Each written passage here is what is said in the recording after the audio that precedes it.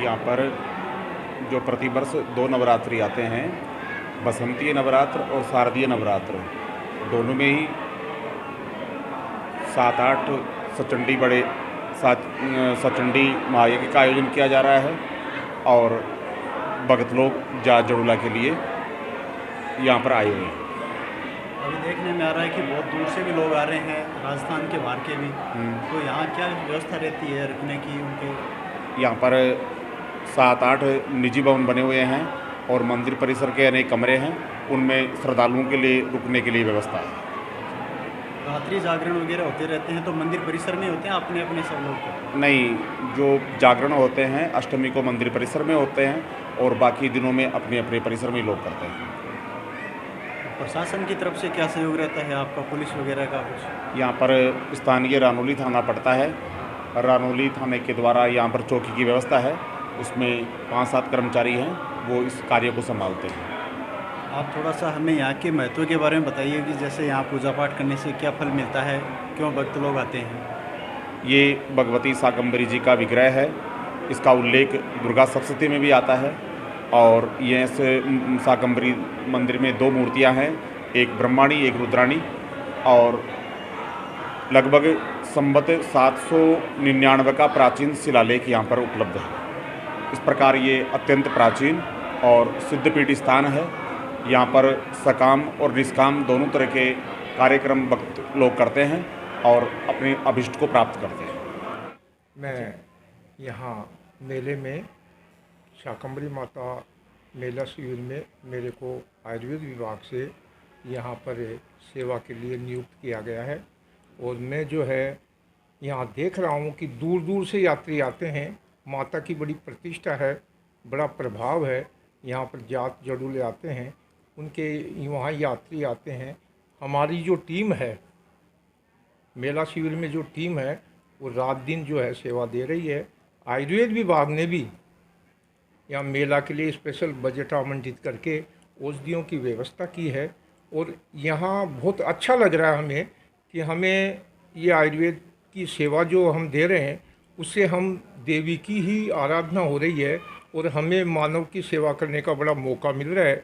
इससे बहुत अच्छा लग रहा है और ऐसा होना भी चाहिए। हमने हमारे आयुर्वेद विभाग का अंतर्राष्ट्रीय योग दिवस पर जो 21 जून को प्रोग्राम होगा उसका पूर्व अभ्यास भी करवाते हैं और यहाँ पर योग का भी हम अभ्यास करवाते हैं और बहुत अच्छा लग रहा है यहाँ पर। जो पेशेंट बाहर से आते हैं उनको इलाज की सुविधा 24 घंटे उपलब्ध रहती है? हाँ, यहाँ 24 घंटे है। हमारे शिविर प्रभारी श्री डॉक्टर रामवतार जी जो शर्मा हैं, उन्होंने हमें अलग अलग समय में अलग अलग ड्यूटी टीम बनाई हुई है जो अलग अलग हम सेवा देते हैं।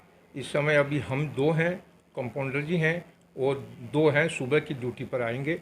इस प्रकार से हमारी सेवा बटी हुई है और आयुर्वेद विभाग के द्वारा ये मैं आपको बता दूं कि इस जीण माता के मेले में और शाकंभरी के मेले में हमारे जो है ओजस्वी जो अभी उपनिदेशक हैं कैलाश चंद्र शर्मा पाटोदा, जो है युद्ध स्तर पर हमें औषधियों की सेवा व्यवस्था की है और उन्होंने अजमेर से तत्काल बजट आवंटित करके और यहाँ स्पेशल व्यवस्था की है, इसलिए हम उनको भी धन्यवाद देते हैं। आयुर्वेद में अच्छा काम हो रहा है। आश्चर्य, I have seen 20 year old. मैंने देखा डॉक्टर साहब रामवतार जी शर्मा जी को, इनका behave good behave, every time कीन रिंग तैयार। आज यानी 31 में तबीयत खराब होगा, पट्टे रूम में गए, दवाई दिया, सुबह में ठीक हुआ। ऐसे दूसरे नहीं आएंगे। मैं कह मे गॉड बहुत बहुत ब्लेस यू, दोनों आचार्यों से आचार्यों को, मेरे को तो अच्छे। आप काफ़ी समय से यहाँ शाकंभरी माता से जुड़े हुए हैं? काफ़ी समय। तो कुछ परेशानियाँ हो सकता है आपको देखने को मिले, तो क्या कुछ आपको लगता है कि यहाँ कुछ हाँ सुधार बिल्कुल। होना चाहिए? मेन प्रॉब्लम ये है कि जो यहाँ स्टाफ जो कर रहा है, जो रूम है इनसफिशेंट है।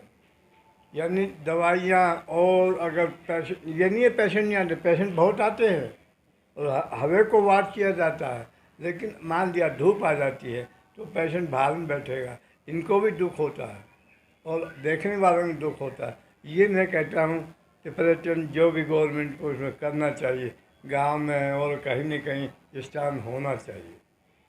ये बहुत अच्छा रहेगा। और मैं कहता हूँ गाँव की जनता, नाथ जी, अटेंशन जा कर के इसमें सहयोग करना चाहिए। हाँ भाई, वेडिंग के लिए कमरा तो होना ही होगा। मतलब आप जनता की तरफ से, आप यहाँ की लोकल जनता की तरफ से सरकार से ये मांग करना चाहते हैं? हाँ, बिल्कुल चाहता हूँ।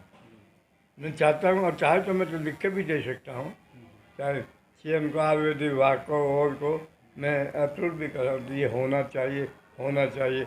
मैं 20-22 वर्ष से इस स्थान को देखता हूँ, लेकिन इनकी कोई सुनाई नहीं करता है। एफर्ट तो करते हैं पर नो एक्शन टेकन। सर, आप हमें बताइए कि मेले का इस बार माहौल कैसे है आपके आयुर्वेद के हिसाब से? आयुर्वेद के हिसाब से ये पहले तो यहाँ जो चिकित्सा सुविधा है खाली आयुर्वेद की ही उपलब्ध है यहाँ।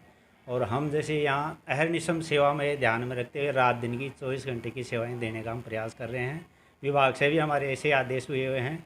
और मैं यहाँ जब ये आयुर्वेद औषधालय प्रारंभ हुआ 2007 में, उस समय से मैं यहाँ निरंतर सेवा दे रहा हूँ। और यहाँ और तो सब अच्छे से अच्छा काम है, लेकिन एक तो भवन की व्यवस्था थोड़ी कम है, भवन अपर्याप्त है। और स्टाफ भी यहाँ मतलब ज़्यादातर अधिकतर एकल स्टाफ रहा हुआ है। तो आपके माध्यम से मैं गवर्नमेंट से भी निवेदन करना चाहता हूँ भाई यहाँ 2 स्टाफ तो निरंतर रहें और अच्छी सेवाएं मिलती रहें ग्रामीण जन से। क्योंकि हमने भी देखा है मेले के टाइम जब भीड़ होती है तो स्टाफ की बड़ी परेशानी आ जाती है। जी, तो उसी हिसाब से क्योंकि यहाँ मतलब 24 घंटे की सेवा बहुत आवश्यकता है। गांव भी यहाँ एक उप स्वास्थ्य केंद्र है, वो 1-2 किलोमीटर दूर गांव में है। जो यहाँ दूर दराज के यात्री आते हैं तो उनको एनी टाइम मतलब हर समय कुछ भी आवश्यकता छोटी सी भी जैसे मान लो हो जाती है, तो वहाँ हम यहाँ रात दिन रहने का प्रयास करते हैं।